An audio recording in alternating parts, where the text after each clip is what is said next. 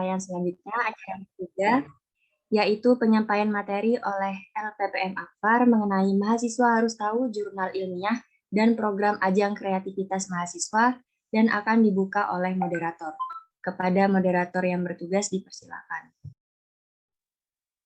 Baik, terima kasih kepada MC yang telah memberikan kesempatan kepada saya untuk melanjutkan rangkaian acara pada hari ini, yaitu LPPM Akfar, mahasiswa harus tahu jurnal ilmiah dan ajang program kreativitas mahasiswa, yang mana akan disampaikan oleh Bapak Hadi Baru Hakam SSI MSI. Kepada beliau, waktu dan tempat kami persilahkan. Terima kasih, moderator. Assalamualaikum warahmatullahi wabarakatuh. Waalaikumsalam. Waalaikumsalam warahmatullahi wabarakatuh. Jadi terkadang terkendala. Bisa didengar ya suaranya ya? Bisa Bapak. Bisa. Saya ulangi lagi, saya sampaikan dulu. Mengisi kegiatan ini baru tadi malam. Jadi pelimpahan dari Ibu Rasida, Ketua LPPM Akfar, saya diminta mewakili beliau untuk mengisi kegiatan apa namanya istilahnya ini, ospek. Iya Pak. Ospek ya, pengenalan kehidupan kampus ya, mahasiswa baru, khususnya tentang materi karya tulis ilmiah, artikel ilmiah, dan jurnal ilmiah. Baik, saya ulangi lagi, saya Hadi dari Akademi Farmasi Jember. Saya fokus di bidang kimia, dosen yang mengampu mata kuliah kimia, dan berbagai mata kuliah yang masih berhubungan dengan kimia. Saya di Akfar diamanati untuk menjabat di penanggung jawab laboratorium bersama Ibu Aziza. Selain itu juga diamanati untuk menjadi bagian dari lembaga penelitian dan pengabdian masyarakat atau dikenal dengan LPPM, yaitu wakil dari Bu Rosida. Saat ini saya masih fokus di pengembangan jurnal ilmiah yang dikelola oleh Akademi Farmasi Jember. Para mahasiswa, PKM dan yang lain nanti yang saya sampaikan, intinya adalah program yang setiap tahun dilaksanakan oleh Kemendikbud. Jadi dana hibah, jadi kalian diberi uang nantinya untuk mengerjakan, didanai oleh kementerian, untuk menuangkan segala ide dan kreativitas. Nah, selama saya di Akademi Farmasi Jember, saya telah membimbing satu tim yang lolos dan didanai tahun 2018, kalau nggak salah 2018-2019, tentang program kreativitas mahasiswa di bidang kewirausahaan. Mereka mendapatkan dana kurang lebih 15 kalau nggak salah, 15 juta untuk membuat produk dan dipasarkan. Program ini juga saya pernah dapatkan ketika saya masih mahasiswa. Jadi dulu waktu masih mahasiswa, saya juga pernah mendapatkan program ini, pendapatan dana untuk meneliti. Jadi saya asing dengan program ini. Baik, biar lebih mudah saya akan share ya materinya. Sebentar saya siapkan dulu. Semoga ada. Atau dari Hima yang nge-share?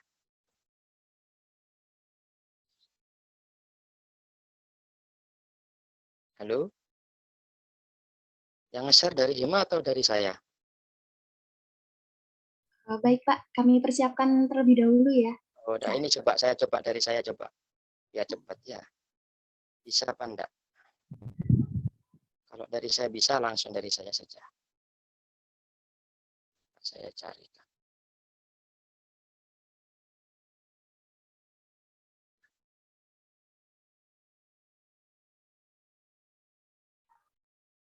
Oke, bisa dilihat anak-anak?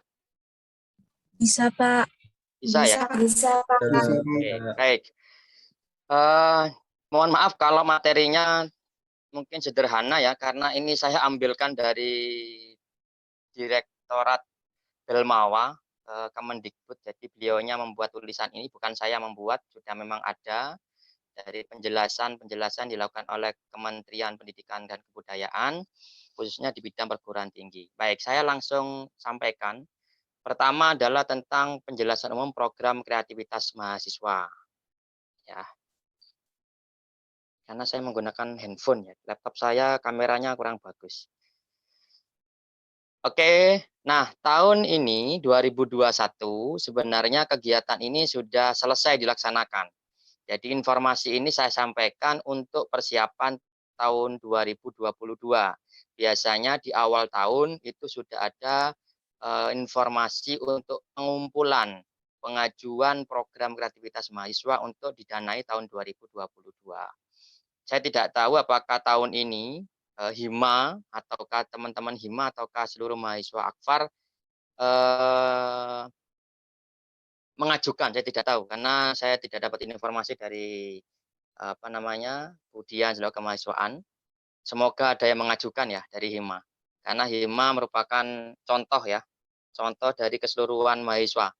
Kalau Himanya ini juga sindiran ke Hima ini.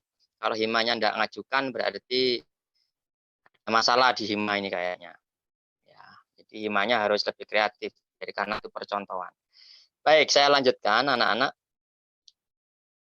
Nah, kalian lihat di data yang dimiliki oleh Kemendikbud bahwasanya perguruan tinggi negeri dan perguruan tinggi swasta itu kurang lebih ada 3.276. Semuanya difasilitasi untuk seluruh mahasiswa mengajukan program ini. Tapi nanti bersaing, tidak semuanya didanai. Ya, jadi tidak semuanya didanai tapi dikompetisikan. Berlaku untuk seluruh mahasiswa aktif, baik itu reguler A untuk yang Akfar ya, maupun reguler B ataupun program RPL sekalipun. Karena pokok terdata sebagai mahasiswa aktif punya kesempatan untuk melaksanakan atau mengikuti program ini. Saya lanjutkan.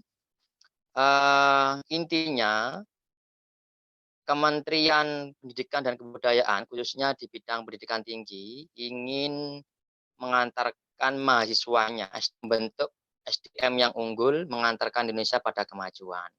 Di sana dari Direktorat Jenderal Pendidikan Tinggi punya 3 fungsi utama, 3 tugas utama. Yang pertama adalah meningkatkan mutu, menguatkan mutu dosen dan tenaga pendidikan, meningkatkan akses pendidikan tinggi. Itu tugas dari Direktorat Jenderal Pendidikan Tinggi. Nah, indikatornya langsung dilihat di nomor 2 saja, karena kaitannya dengan mahasiswa, dan nomor 1 untuk lulusan, karena nanti kalian ketika menjadi mahasiswa, nanti akan diwisuda, maka menjadi alumni atau lulusan. Lulusan dari seluruh perguruan tinggi, baik negeri dan swasta, yang diharapkannya oleh Direktorat Pendidikan Jenderal, Direktorat Jenderal Pendidikan Tinggi adalah lulusan dari perguruan tinggi mendapatkan pekerjaan yang layak, upah di atas UMR. Tidak hanya itu, menjadi wirausaha, berarti menjadi entrepreneur maupun teknopreneur, ataupun mampu melanjutkan pendidikan lebih lanjut. Ya, misalkan dari D3 nanti bisa ke D4 atau S1, bisa S1 langsung ke S2, S3, dan seterusnya. Kemudian selama menjadi mahasiswa juga mendapatkan pengalaman tidak hanya di dalam kampus tapi juga di luar kampus seperti magang, KKN yang nanti dilakukan oleh Akfar yaitu praktek farmasi komunitas yang setiap tahun dilaksanakan, kemudian penelitian, berwirausaha dan melaksanakan pertukaran pelajar. Karena nanti intinya mewujudkan merdeka belajar atau kampus merdeka. Nah, apa yang diharapkan oleh Kementerian Pendidikan Tinggi, intinya ini, lulusan perguruan tinggi itu harus punya kemampuan akademik yang baik, ya, kemudian kemampuan untuk berpikir, keterampilan berpikir, manajemen skillnya, keterampilan melakukan manajemen, dan keterampilan berkomunikasi. Jadi unggul, kompetitif, adaptif itu diwujudkan dalam pengetahuan akademik yang baik, jadi minimal IPK-nya 3, ke atas ya. Itu menunjukkan skill atau kemampuan akademik. Kemudian keterampilan berpikir berarti ketika ada problem solving diwujudkan misalkan pada saat kalian nanti KTI, ketika punya masalah yang ditulis dalam sebuah karya tulis ilmiah, kemudian dituntut untuk punya kreativitas dalam menyelesaikan masalah, yaitu skill of thinking-nya, kemudian keterampilan dalam manajemen, mengatur kuliahnya bagi yang sedang bekerja, bagaimana mengatur kuliah dan bekerja, ketika berumah tangga berarti mengatur bagaimana kuliah, bekerja, dan mengurus rumah tangga bagi Bapak Ibu atau mahasiswa yang RPL maupun reguler A dan B yang sudah berumah tangga. Kemudian skill communication berarti keterampilan dalam berkomunikasi. Akfar tidak hanya kalian mencetak punya IPK yang tinggi, tapi tidak bisa berkomunikasi. Nah, ini yang paling bawah, ini yang sekarang mulai mengalami penurunan. Kemampuan berkomunikasi mahasiswa kepada dosennya harus lebih ditata lagi, harus diperbaiki. Bagaimana berkomunikasi baik secara tulis maupun secara lesan, menggunakan bahasa yang baik ketika berbicara dengan lebih tua, ketika berbicara dengan teman sebaya, dan seterusnya. Ya, jadi diharapkan banyak hal yang diinginkan oleh perguruan tinggi, lulusannya akan seperti itu. Selanjutnya, nah berikutnya ini, mahasiswa yang kreatif ya. Yang kreatif itu satu, secara kognitif, secara pemikiran, kemudian secara perasaan atau afektif, dan secara keterampilan atau psikomotorik. Nanti terwujud menjadi mahasiswa yang kreatif. Jadi secara kognitif atau pemikiran atau pikiran berarti punya imajinasi tinggi, punya daya nalar yang benar. Ya, kemudian, nah ini contoh ini ya, imajinasi misalnya. Bagi kalian yang hidup di desa atau punya memelihara hewan, misalnya sapi misalnya.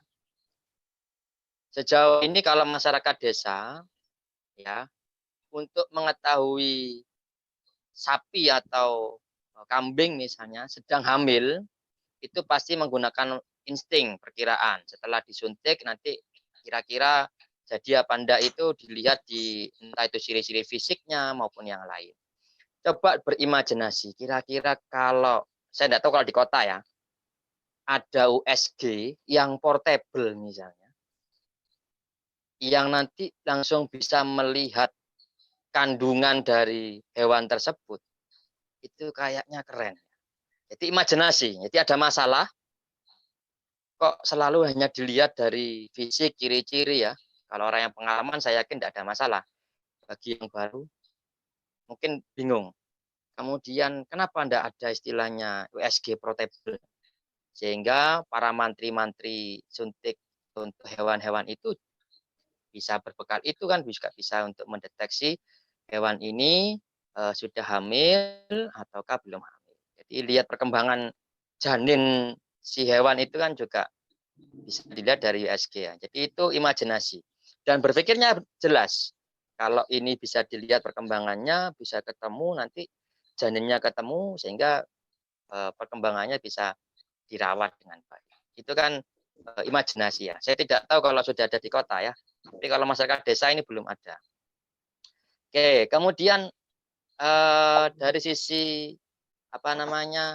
perasaan ya, emosi, estetika, kemudian harmonisasi, sampai dengan keterampilan, bakat, dan seterusnya. Intinya nanti dari situ akan membentuk mahasiswa yang kreatif. Oleh sebab itu, Direktorat Jenderal Perguruan Tinggi, yaitu nanti bidangnya adalah Belmawa, itu memunculkan program yang dikenal dengan program kreativitas mahasiswa. Ya, ini yang sudah selesai dilakukan ya tahun 2021 itu sudah ditutup pendaftarannya, sekarang sudah berjalan. Nah, nanti apa yang akan kalian lakukan? Satu, pasti menyusun proposal. Berarti kalau kalian kemungkinannya di tahun 2022 menyusun proposal, nanti batas pengumpulannya biasanya di awal tahun, antara Februari. Itu sudah ada pengumuman untuk pengumpulan proposal PKM. Kemudian nanti akan ada seleksi perguruan tinggi. Nanti akan ada seleksi di level lebih tinggi lagi, kemudian yaitu di nasional. Nanti baru diumumkan apakah proposal yang kalian ajukan didanai atau tidak didanai. Pada saat didanai, maka nanti langsung pelaksanaan program kreativitas mahasiswa. Nanti akan ada monitoring atau PKP 2. Jadi pelaksanaan yang kalian kerjakan itu dievaluasi dan dimonitoring. Sejauh mana, kendalanya apa, solusi nanti bagaimana. Kemudian tahap berikutnya adalah pelaporan. Dilaporkan hasil kegiatan yang sudah kalian laksanakan. Jika nanti menurut reviewer atau penilai dari tingkat nasional, oleh reviewer dinyatakan topik kalian hasilnya juga baik, topiknya juga menarik, maka nanti akan dilombakan lagi di tahap terakhir yaitu PIMNAS, Pekan Ilmiah Mahasiswa Nasional. Ya, saya belum pernah merasakan ini ya. Saya selama jadi mahasiswa didanai sampai ke pelaporan, tapi untuk bersaing dengan seluruh mahasiswa, seluruh kelompok mahasiswa nasional saya masih kalah. Akhirnya tidak pernah merasakan itu. Sama dengan juga mahasiswa yang di Akfar yang kemarin, yang 2 tahun lalu saya bimbing juga belum sampai ke tahap PIMNAS karena kalah penilaian dalam evaluasi. Jadi tidak masalah. Paling tidak ada pengalaman yang mereka dapatkan bertemu dengan berbagai jenis orang, kelompok mahasiswa dari berbagai jenis perguruan tinggi. Selanjutnya adalah apa saja yang didanai. Jadi program kreativitas mahasiswa itu yang sampai saat ini dilaksanakan, diprogramkan oleh Kementerian Direktorat Pendidikan Tinggi. Yang pertama adalah PKM atau program kreativitas mahasiswa riset atau penelitian.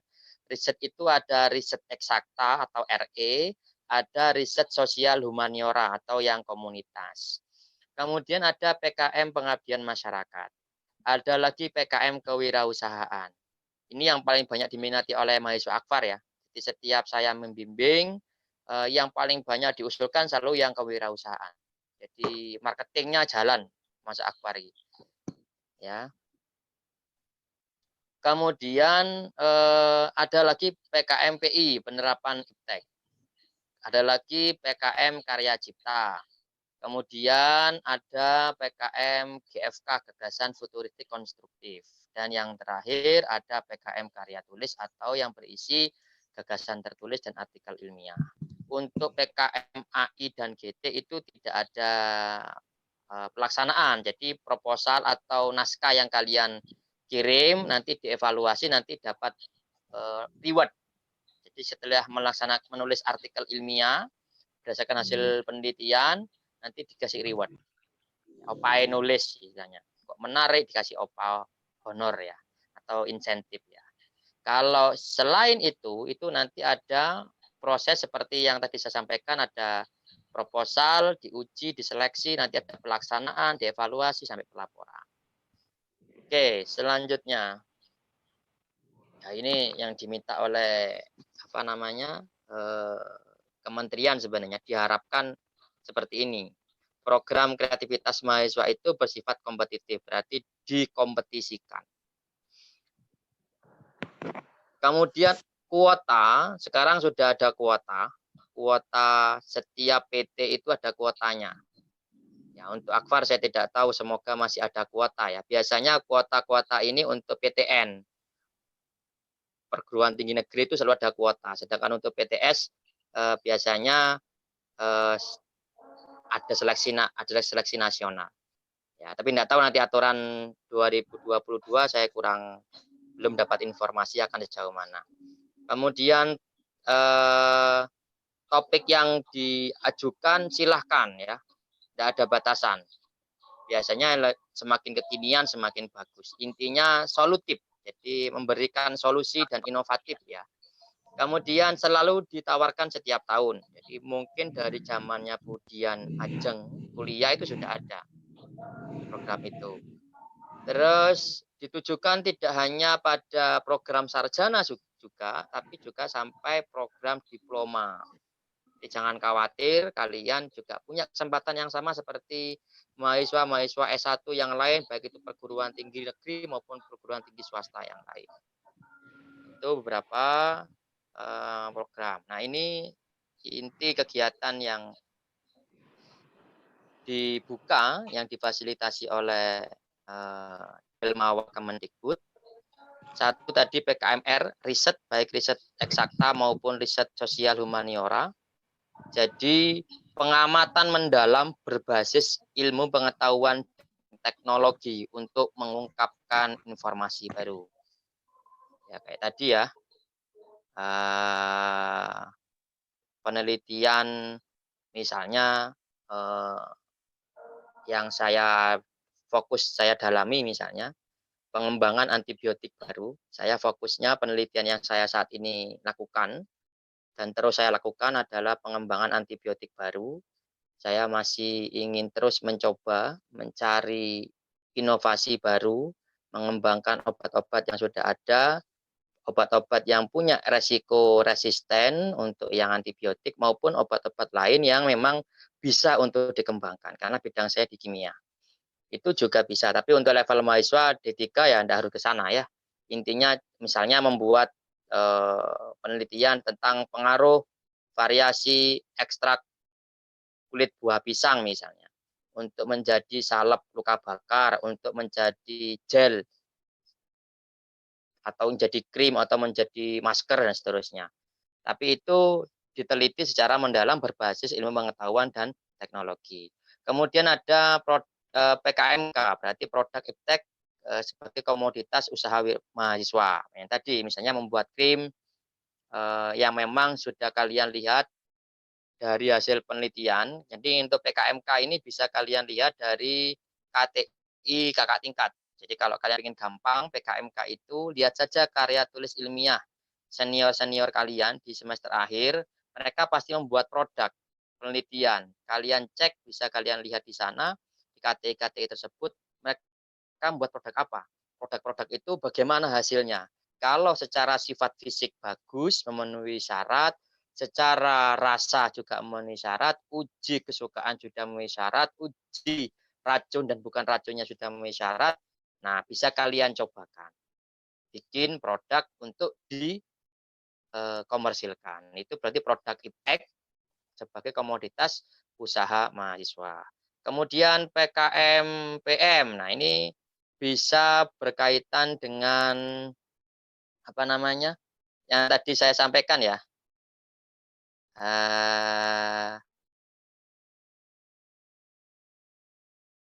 PKM PM itu yang tadi. Saya misalnya punya masalah orang desa ini, masalahnya adalah mereka tidak punya alat untuk melihat kandungan hewan ternak yang mereka pelihara. Kalian mau membuat inovasi, nanti di pengabdian kepada masyarakat atau membuat produk, kemudian nanti bisa diterapkan oleh masyarakat. Itu juga contoh dari PKM PM. Bisa juga masuk ke PKM Iptek, ya, atau Karsa Cipta, itu juga bisa masuk ke sana. Tinggal nanti endingnya mau kemana. Kalau iptek berarti fokus pembuatan produknya. Kalau ke masyarakat nanti produk itu sudah jadi, nanti langsung bisa diuji coba, bisa diterapkan di masyarakat. Ya. Kemudian PKM GFK ya, gagasan futuristik konstruktif ya. Sampai dengan yang terakhir adalah PKM AI. Ya, ini artikel-artikel yang diberikan pendanaan oleh Direktorat Kementerian Pendidikan Tinggi. Selanjutnya, biar lebih cepat, saya langsung ini buku pedomannya, saya lanjutkan saja.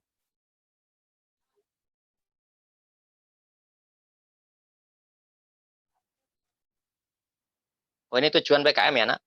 Ini tujuan program kreativitas mahasiswa.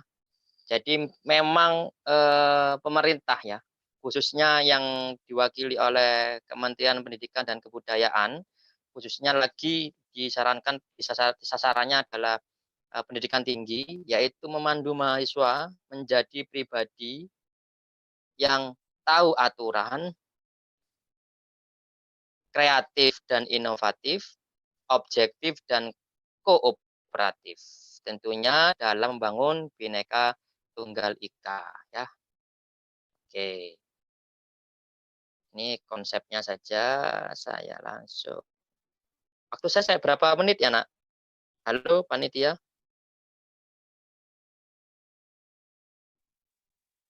Sampai pukul 12, Pak. Oh, pukul 12. Oke. Berarti ini berapa?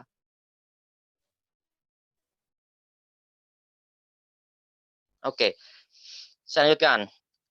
Untuk pelaksanaan, karena saat ini masuk di new normal ya, di era pandemi, maka pelaksanaannya harus mengikuti protokol kesehatan yang telah diatur oleh pemerintah agar semuanya, baik mahasiswa atau pihak yang terlibat dalam kegiatan mahasiswa, semuanya sehat dan aman.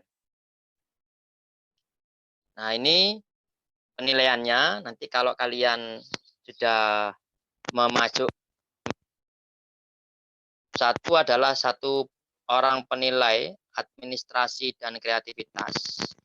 Tahap 2, nanti setelah masuk secara administrasi itu maksudnya adalah formatnya sudah sesuai, kemudian topik yang diajukan itu sesuai dengan skema yang dituju. Misalnya untuk riset berarti topiknya sesuai dengan yang mengarah pada riset. Jangan sampai mengarah pada pengabdian masyarakat. Itu administratif. Kemudian isi yang ada di dalam proposal, bab 1 isinya apa, bab 2 itu sudah lengkap, maka dan menurut penilai adalah topik ini menarik, jadi kadang mereka hanya melihat dari topiknya menarik, maka lanjut dinilai oleh penilai kedua. Ketika di tahap 1 dirasa sudah salah, administrasinya tidak lengkap, kemudian salah masuk ke skemanya, maka tidak dilanjutkan pada tahap kedua. Nah, kalau sudah masuk tahap kedua, maka dinilai oleh 2 orang yang menilai tidak hanya tadi secara administratif, tapi fokus kepada isi dari proposal yang kalian ajukan. Terakhir, yaitu mereka dari tim Belmawa dan pakar mengevaluasi lagi, mereview kembali ide proposal yang kalian lakukan. Terus dilihat dari dan dinilai, kemudian di passing grade. Misalnya Akbar masukkan ya poin 85 misalnya. Kemudian temennya lagi Akbar di skema yang sama 86 misalnya. Ternyata oleh Belmawa untuk skema proposal riset, PKM riset misalkan dijatah misalnya 250 proposal seluruh Indonesia misalnya, atau 500 proposal lah untuk seluruh Indonesia misalnya.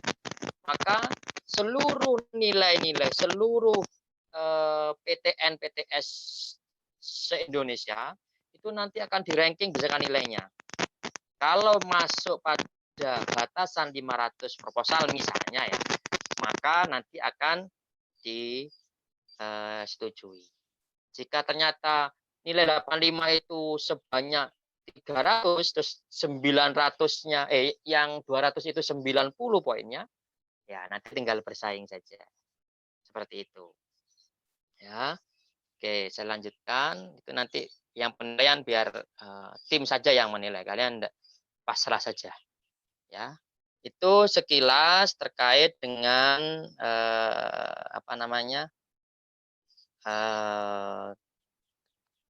program kreativitas mahasiswa yang ditawarkan atau selalu dilaksanakan oleh Kementerian Pendidikan Tinggi. Ini yang menyusun materinya ya. Bapak-bapak yang sudah punya terbang tinggi, terutama dalam menilai program kreativitas mahasiswa. Oke, sampai sejauh ini ada pertanyaan anak-anak? Ada yang ditanyakan?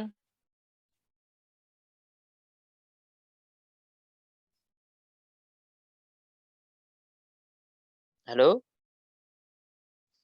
Ada yang ditanyakan?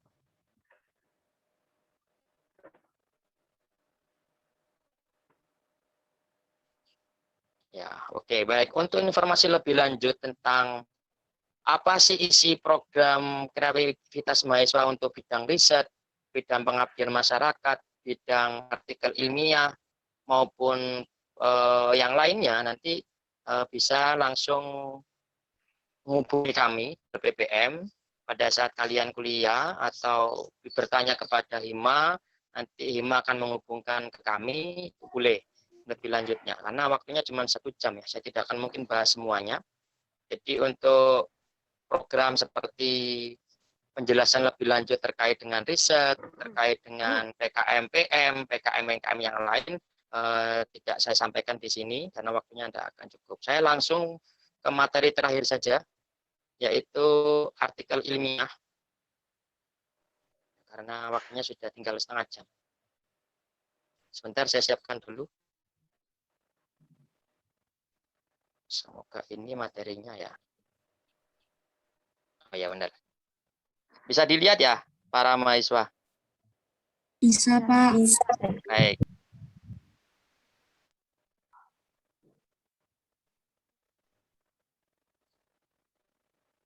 Halo? Bisa, Pak. Oke, saya lanjutkan. Nah, yang terakhir adalah apa itu karya tulis ilmiah. Para mahasiswa, Bapak Ibu, baik program RPL, kalau yang program MPL ini karya tulis ilmiah akan disusun kurang lebih tinggal 11 bulan terakhir ya Bu ya. Karena program RPL hanya 1 tahun, berarti dalam 1 tahun ini harus menyiapkan topik-topik sehingga segera disusun ya. Harus saya sampaikan di awal. Nanti akan informasi lebih lanjut mungkin diinformasikan oleh pihak akademik. Kemudian untuk reguler baik A maupun B, reguler pagi maupun sore, nanti kalian di akhir tahun, di semester akhir, sebelum dinyatakan bisa diwisuda atau di yudisium, maka syaratnya harus melaksanakan atau menyusun karya tulis ilmiah. Nah, selain itu, biasanya karya tulis ilmiah ini menjadi salah satu tugas beberapa dosen untuk menyusun karya tulis ilmiah, entah itu menyusun artikel ilmiah, mereview jurnal, maupun mereview hasil penelitian yang dilakukan oleh peneliti-peneliti terdahulu. Nah, ini saya sampaikan beberapa hal saja secara umum, karena untuk mahasiswa baru nanti akan dapat lebih lanjut dengan sendirinya. Dengan bertambahnya tahun mereka akan mengerti apa itu artikel ilmiah dan seterusnya. Kalau di awal-awal saya sampaikan detail, khawatirnya pusing, besok nggak jadi kuliah, ngutung ya. Kok angel kuliah ini, nggak usah guys, malah bahaya. Ya, yang ringan-ringan saja. Baik, apa itu karya tulis ilmiah ya? Sebentar, saya soalnya ya laptop ya HP ini. Karya tulis ilmiah secara konsep dasar adalah ilmu pengetahuan, karya dari suatu ilmu pengetahuan yang menyajikan fakta umum dan ditulis menurut metodologi penulisan yang baik dan benar. Jadi karya yang disusun berdasarkan ilmu pengetahuan menyajikan suatu fakta, berarti fakta itu hasil penelitian, baik penelitian eksakta maupun humaniora dan sosial, kemudian ditulis berdasarkan metode penulisan yang baik dan benar. Jadi menggunakan bahasa yang baku, menggunakan beberapa aturan-aturan penulisan yang diatur dalam penulisan karya tulis ilmiah. Selanjutnya, ciri karya tulis ilmiah, 1, fakta yang objektif dan sistematis. penulisannya cermat, tepat, benar, serta tulus dan jujur ya. Harusnya jujurnya ada ya. Kemudian tidak mengejar keuntungan pribadi. Jadi tidak hanya sektor keuangan ya atau komersil. Ya, nanti kalau fokus contohnya itu di situ pembaca beropini kepada memihak ya atas tulisannya yang ditulis berbau kontroversi atau berbau istilahnya menimbulkan sentimen negatif terhadap pihak lain misalnya. Terus ciri-ciri karya tulis ilmiah yang lain juga sistematis, konseptual dan prosedural. Ya. Terus kemudian tidak argumentatif, jadi argumennya yang ditulis masih berdasarkan pada referensi-referensi yang ada. Dan tidak melebih-lebihkan sesuatu. Misalnya saya tadi sampaikan contoh membuat terobosan misalkan USG, alat USG portable, berarti satu harus tulis menunjukkan fakta yang objektif. Berarti alat tersebut secara prosesnya dulu ya, buat tulisan akademiknya setelah melihat tahu masalahnya ada masalah tentang bagaimana melihat kandungan hewan ternak, maka solusinya adalah membuat produk USG, alat USG tapi sifatnya portable, bisa dibawa kemana. Atau aplikasi misalnya, aplikasi berbaca gesit HP atau foto dihubungkan dengan perut hewan ternak itu nanti terekam di sana, bisa kelihatan. Itu juga aplikasi yang bisa mampu menerawang ya, atau melihat seperti model USB. Jadi dengan screening atau di scan saja mereka langsung ketemu tuh hasilnya, kelihatan secara dua dimensi atau tiga. Akhirnya pelajaran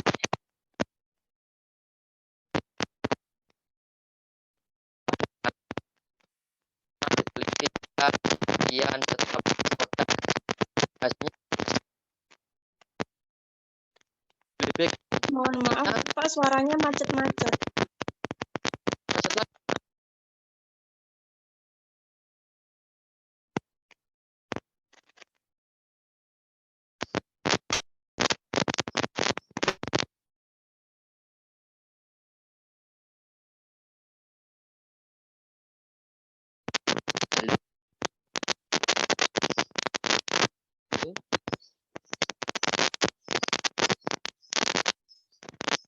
Halo. Jelas, Pak. Sudah jelas? Ya. Suaranya tidak jelas, Bapak. Halo. Ya, halo. Didengar suaranya dengan baik? Masih kurang jelas, Pak. Putus-putus, Bapak.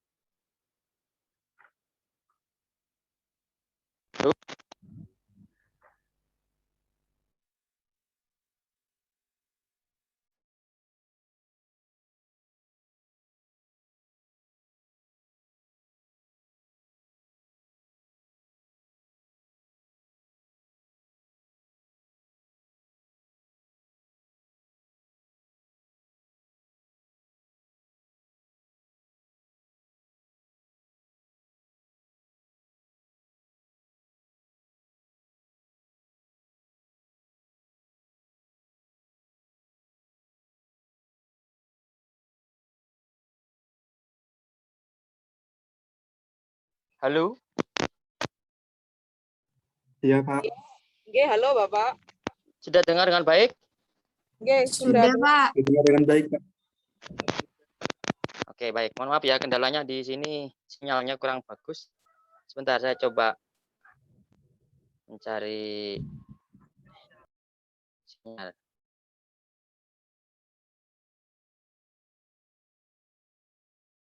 Bentar ya.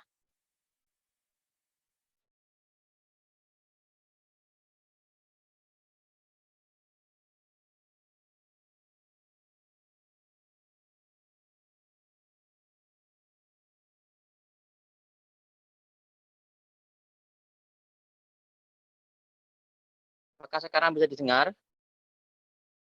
Bisa dengar, Pak. Dengar Bapak. Oke, baik. Saya lanjutkan kalau begitu. Langsung pada jenis karya tulis ilmiah. Nah, karya tulis ilmiah itu banyak contoh-contohnya. Di sini saya sertakan ada abstrak, ada ringkasan, ada tinjauan buku, ada makalah pemilihan, ada makalah pemikiran maksud saya, ada laporan analisis, ada laporan kegiatan, ada skripsi, tesis, untuk D3 berarti karya tulis, sampai dengan disertasi untuk yang S3. Sampai lagi satu adalah artikel ilmiah itu sendiri yang ditulis dalam sebuah jurnal penelitian. Prinsipnya apa? Satu, harus spesifik. Fokus pada satu titik, tidak kemana-mana fokusnya. Kalau misalkan fokusnya tadi alat USG, atau fokusnya adalah variasi konsentrasi ekstrak kulit buah pisang misalnya untuk jadi krim atau jadi gel atau jadi salep, maka fokus di sana, tidak mengarah ke yang lain. Terus berkesinambungan, jadi ada hubungan, misalnya kalau tadi variasi konsentrasi ekstrak kulit buah pisang, itu kesinambungan misalnya menjadi krim atau menjadi gel, harus tahu dulu apakah apa kandungan atau bahan aktif dari ekstrak kulit buah pisang yang bisa dimanfaatkan untuk menjadi sebuah produk krim atau gel. Kemudian apakah ada penelitian sebelumnya bahan aktif tersebut, berapa banyak bahan aktif tersebut. Kemudian baru dilanjutkan pembuatan krim dengan formula. Formula apakah hanya membuat ekstrak saja, saya yakin ada bahan-bahan lain dalam sediaan gel atau sediaan krim atau sediaan salep misalnya. Karena itu berkesinambungan, ada hubungan satu dengan yang lainnya. Sampai pada sebuah produk krim yang benar-benar bisa dilanjutkan, entah itu sampai ujinya pada manusia ataukah sebelum ke manusia berarti ke bakteri, ketika salep itu digunakan untuk uji bakteri misalnya, atau untuk antibakteri. Terus bahasa yang digunakan juga bahasa yang lugas, bahasa yang formal, tidak menggunakan salah satu bahasa daerah atau menggunakan bahasa-bahasa slang atau bahasa-bahasa yang tidak formal. Kemudian selanjutnya ada koheren, itu berarti yang benar-benar berhubungan seperti pada kesinambungan dan juga spesifik. Kemudian memiliki daya tarik, ya, memiliki daya tarik berarti menarik topiknya, tidak bosan untuk dibaca dan akan terus dibaca oleh peneliti dan dicari referensi-referensi itu oleh peneliti yang lain. Yang terakhir harus jujur, bahwasanya yang ditulis dalam artikel atau karya tulis ilmiah adalah pekerjaan yang telah dilakukan dan sudah hasil dari sebuah penelitian, baik itu riset eksakta atau di laboratorium untuk yang di Akfar ataupun sifatnya sosial humaniora. Oke. Apa sistematika penulisan karya tulis ilmiah? Secara umum ada bagian pengantar, nanti ada bagian isi, dan ada bagian pelengkap, bagian penutup. Nanti ini akan kalian dapatkan lagi lebih lanjut pada saat kalian menyusun karya tulis ilmiah di semester terakhir, ya, di semester 7. Ini salah satu contohnya ada halaman judul, lembar pengesahan, dan seterusnya. Kemudian isi di situ ada bab 1, bab 2, bab 3, bab 4 sampai ke bab 5 ya. Ada pendahuluan berisi latar belakang masalah, kemudian identifikasi masalah, pembatasan masalah, rumusan masalah, tujuan penelitian, dan seterusnya. Kemudian bab 2 berisi kajian teoritis terkait dengan topik yang kita kerjakan. Kemudian bab 3 adalah metodologi penelitian, bagaimana kita meneliti. Prosedur yang harus kita lakukan apa, alat bahan yang harus kita gunakan harus seperti apa. Kemudian tahapannya seperti apa. Misalkan membuat krim berarti dibutuhkan alat bahan apa saja. Kemudian prosedurnya dimulai dari mana dulu. Apakah dibuat dari basis krimnya dulu, dicampur dengan perbandingan tertentu, baru ekstrak bahan aktifnya dimasukkan terakhir, ataukah ada tahapan berikutnya. Setelah produk itu jadi, harus diapakan dulu. Misalnya diuji sifat fisiknya. Sifat fisik apa saja? Itu harus ada di metodologi penelitian. Misalkan uji organoleptis, ada lagi uji pH, uji viskositas, ada daya sebar, dan banyak uji-uji sifat fisik yang lain. Setelah itu ada apa? Setelah fisik selesai, uji aktivitasnya, berarti ke antibakteri. Misalkan krimnya atau salepnya untuk antibakteri. Kita cobakan ke uji antibakteri. Setelah itu apalagi? Uji toksisitas. Beracun tidak ini kalau dipakai ke manusia. Setelah itu selesai, semua aman, uji klinis. Ya, kalau di vaksin itu ada uji klinis ya. Klinis tahap 1, tahap 2, dan seterusnya. Kalau di krim mungkin setelah itu ada uji kesukaan. Ya, uji kesukaan itu ditaruh di anggota tubuh, apakah ada uji iritasi misalnya, ada lagi uji ketahanan fisik ya, berarti apa itu namanya, stabilitas dan seterusnya. Setelah itu, setelah kalian prosedurnya lengkap, kemudian dibahas, ada hasil penelitian dan pembahasan. Uji-uji tadi yang dilakukan, prosedur tadi yang dilakukan, itu dibahas. Itu ada pembahasan. Dan yang terakhir, kesimpulan dari karya yang sudah kita lakukan.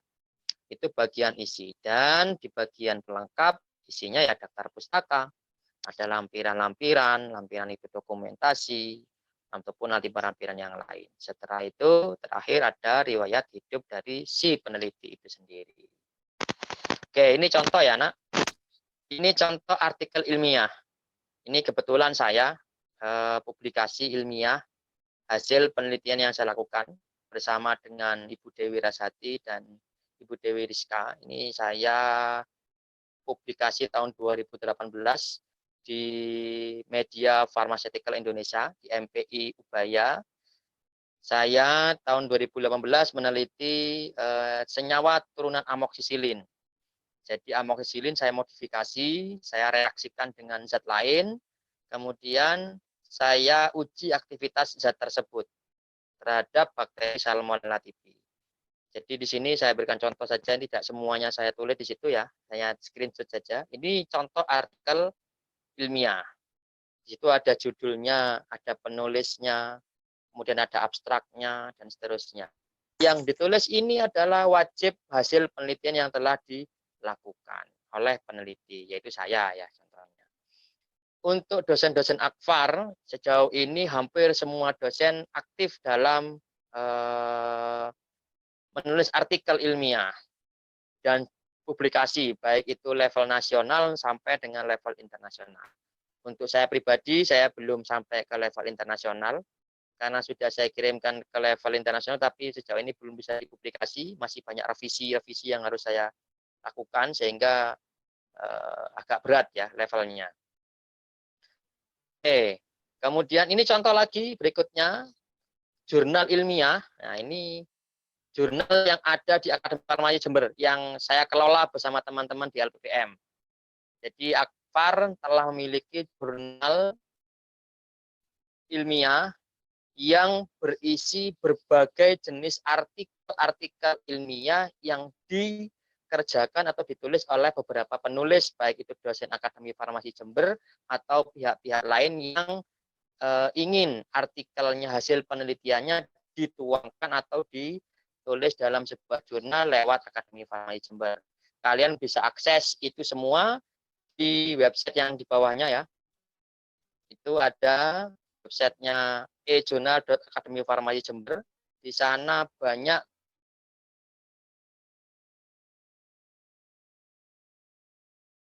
Akfar, kemudian dituangkan dalam bentuk tulisan ilmiah dan dipublikasikan lewat jurnal ilmiah farmasi Akademi Farmasi Jember.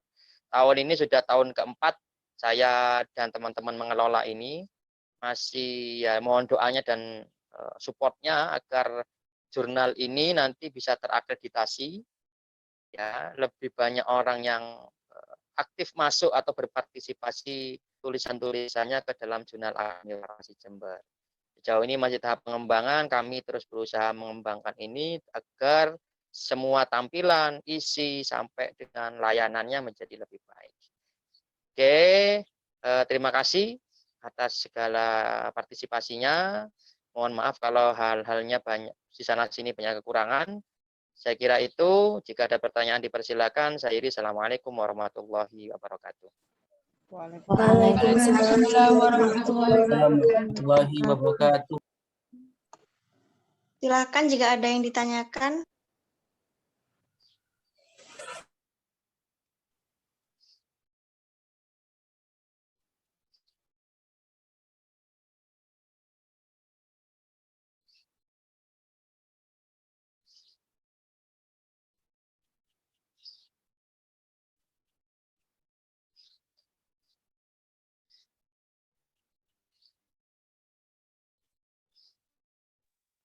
Jika Kalau tidak ada yang ada, ya kalau tidak ada yang nanya, ini maknanya dua ya. Kalau saya kuliah itu maknanya dua.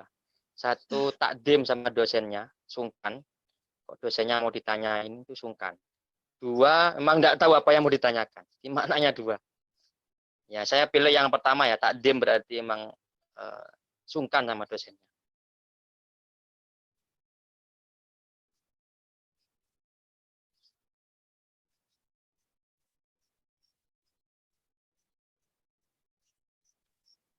baik, terima kasih kepada Bapak Hadi Baruhakam SSI MSI atas materi yang telah disampaikan. Semoga dapat bermanfaat untuk kita semua. Kepada Bapak Hadi Baruhakam SSI MSI, dipersilakan untuk live Zoom. Oke, terima kasih. Saya live dulu ya. Assalamualaikum warahmatullahi wabarakatuh. Waalaikumsalam. Waalaikumsalam warahmatullahi wabarakatuh. Untuk acara selanjutnya, saya kembalikan lagi kepada MC yang bertugas. Terima kasih. Baik, terima kasih. Karena materi telah selesai, kepada mahasiswa RPL dan reguler B diperkenankan untuk meninggalkan Zoom. Jangan lupa untuk mempersiapkan diri untuk melakukan post-test. Link post-test akan dikirimkan nanti melalui grup WhatsApp masing-masing. Terima kasih telah mengikuti acara pada hari ini. Baik, dipersilakan untuk mahasiswa RPL dan reguler B meninggalkan Zoom.